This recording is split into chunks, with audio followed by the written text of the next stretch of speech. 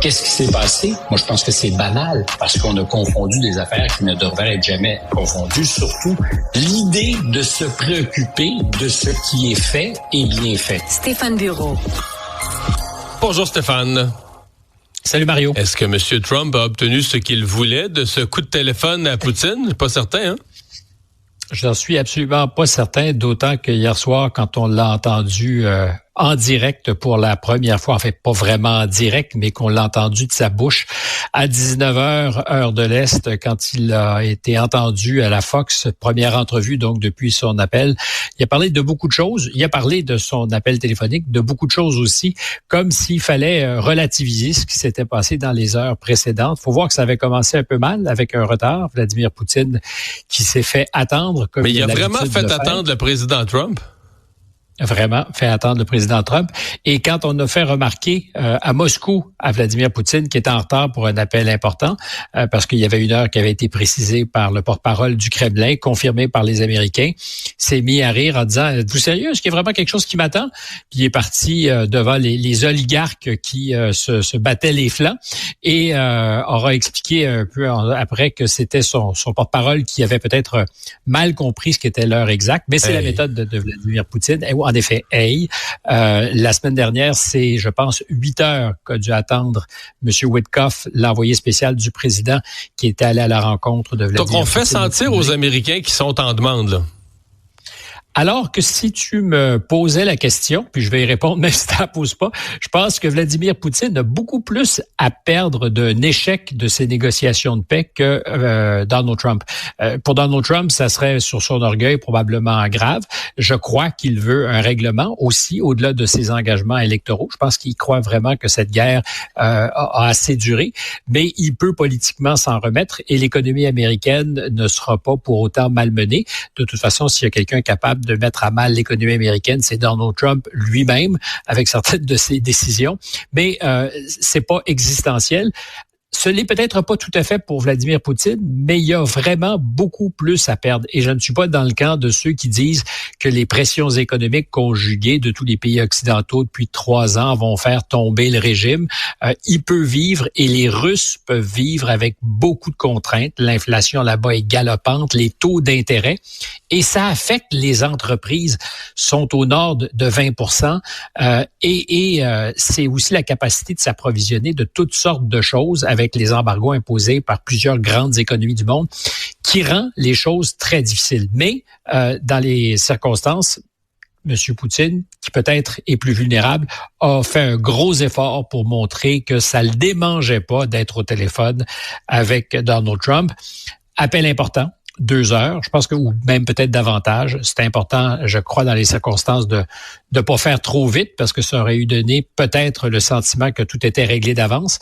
Je ne peux pas imaginer qu'une bonne partie de ce qui s'est discuté n'avait pas été abordé, sinon même paramétré la semaine passée. Parce que le pire des scénarios, c'était, au sortir de l'exercice pour Donald Trump, dire on s'est pas entendu. Or, on s'est entendu sur une petite affaire, là, un cessez-le-feu. On ne frappera plus tel type d'infrastructure. Je minimise pas l'importance des infrastructures énergétiques, mais tu sais, dans une guerre, tu dis, OK, il y a un type d'infrastructure qu'on ne frappera plus pendant 30 jours. On s'entend que c'est un cessez-le-feu plus que partiel, là. Plus que partiel, d'autant que M. Poutine a répondu quelques minutes, heures après sa conversation avec Donald Trump par la bouche de ses canons, sinon par la bouche de ses drones, une autre drone, grosse attaque contre l'Ukraine.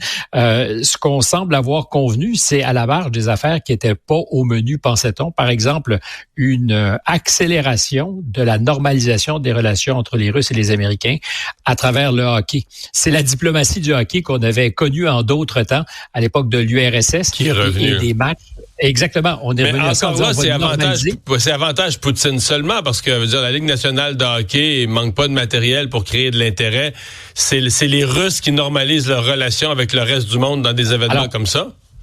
Exactement. Et c'est une des choses concrètes qui ont été annoncées avec des échanges de prisonniers aussi. Encore faudra-t-il que les Ukrainiens confirment qu'ils sont prêts à échanger les prisonniers. Mais tu le disais, la valeur de ce qui a été obtenu en termes de cessez-le-feu, c'est peu de choses. Les infrastructures énergétiques, qui étaient beaucoup visées par les Russes, mais les Ukrainiens aussi tapent fort chez les Russes, leurs installations pétrolifères en particulier, en disant il y aura d'autres étapes, par exemple un cessez-le-feu en mer. Ça compte, particulièrement parce que les Russes sont assez exposés en Crimée et à terme peut-être dans les airs. Mais la question que pose toujours Vladimir Poutine, c'est comment va-t-on faire en sorte que sur toute la ligne de front, on pourra s'assurer que c'est respecté de part et d'autre et qui seront les arbitres de ce cessez-le-feu. Le travail sérieux donc commence. Le dur, c'est beaucoup plus compliqué que M. Trump ne l'avait envisagé ou enfin ne l'avait publiquement concédé. Dimanche, des délégations à Jeddah, encore une fois, en Arabie Saoudite vont se rencontrer, Russes et Américaines, pour entrer dans le détail, mais on est encore loin du compte. Ce qui est très clair, c'est que pour les deux hommes, parce qu'on en a peu parlé, on a beaucoup parlé de l'Ukraine, c'est la normalisation des rapports entre Washington et Moscou qui les intéresse, de faire en sorte que les ambassades soient remplies de diplomates, parce que suite aux événements de 2022, il y avait eu des expulsions, trouver des moyens de rétablir le commerce, avec la possibilité pour Donald Trump de lever certaines des mesures de rétorsion commerciale qui avaient été déployées contre la Russie. J'en suis convaincu, Vladimir Poutine ne sera pas en retard au rendez-vous quand viendra le temps de donner le feu vert à quelque chose qui leur permettrait de respirer mieux économiquement, mais c'est évidemment pas encore sur la table. Une rumeur, c'est que les Américains puissent reconnaître officiellement la Crimée comme territoire russe. Et là, ça dépasse l'opération de renommage, pardonne le néologisme, du golfe du Mexique est devenu le golfe des Amériques. C'est significatif. Si les Américains reconnaissaient la souveraineté russe sur la Crimée, en échange de quoi, on ne le sait pas. Donald Trump, par ailleurs, a dit, nous n'avons pas parlé du découpage de la carte hier, ni de conditions russes pour aller vers le cessez-le-feu. On laisse entendre. On est loin. Ouais. On est loin d'une vraie fin de la guerre. Monsieur Trump, tu as parlé de cette entrevue là, qu'il a donnée hier à Fox où il a relaté son appel. Il a aussi parlé du Canada dans cette entrevue et sur le 51e État. On a l'impression que d'une entrevue à l'autre, sa pensée évolue et est de plus en plus ferme, là. C'est une certitude. Il n'y a pas de sourire quand il le dit. Les Canadiens feraient une bonne affaire s'ils se joignaient à nous. Nous sommes les pires avec lesquels on peut négocier, comme si entre les Chinois et les Canadiens, ils préfèrent encore négocier avec les Chinois. La journaliste qui, à un moment donné, d'ailleurs, pour la Fox, lui dit, oui, mais est-ce que vous n'êtes pas en train de charrier un peu? C'est vous-même qui avez ratifié l'entente de libre-échange. Et il est revenu à la charge en disant, non, il y a toutes sortes de tarifs qui sont moins visibles que les Canadiens nous imposent. Et on revient toujours, d'ailleurs, un enjeu essentiel, la pomme de discorde, c'est la gestion de l'offre. C'est le lait en particulier et tous ses dérivés, le beurre donc et tout ça, qui est retenu par Trump à chacune de ses conversations. Alors, moi, je pense que c'est là-dessus qu'il veut travailler et c'est là-dessus qu'il va amener les Canadiens à faire des concessions, sinon à abandonner, ce qui politiquement est extraordinairement risqué. Ça risque d'être un thème de campagne électorale parce que je ne vois pas que les journalistes ne poseront pas de questions à Poilievre ou Carney sur cet enjeu-là. Est-ce qu'on va protéger? Est-ce qu'on est prêt à faire des compromis, sinon des sacrifices pour une entente commerciale globale? Mais on voit ce que ça donne d'en avoir une par ailleurs. Et il a pris fait et cause pour Carney. Il a clairement dit qu'il préférait négocier avec un libéral, avec Carney sans le nommer, qu'avec Poilievre, qu'il semble... Il a traité de stupide. La détestation. Oui, exactement. En disant, il m'aime pas, il l'a dit, j'aime pas ça, et pas envie de composer avec lui.